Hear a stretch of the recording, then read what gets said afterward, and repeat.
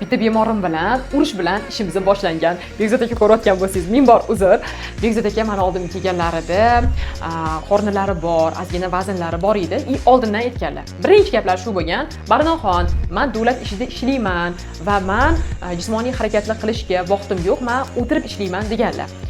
O'sha o'tirib ishlaganlarini inobatga olgan holda men ularga topshirishlari kerak bo'lgan analizlarni aytganman. Analizlarni topshirib kelganlar, ularni ko'rib yaxshilab lecheniya yozib berganman. Lecheniya yozib berganman. Men aytganimdek o'sha dieta qilganlar, hattoki o'sha mumkin bo'lgan mahsulotlardan shirinliklar, pishiruv, tortlarni mazza qilib yeb turib, harakatsiz 2 oyda 15 kilo vazn tashlaganlar. O'tirgan holda harakatsiz, qorinlari hammasi yo'qolgan, ortiqcha atyoklari, suvlari, yuzlari asosida tandat bo'lib qolgan. 2 oyda 15 kilo vazn tashlagan bo'lsalar, mana уже oradan qancha vaqt o'tdi?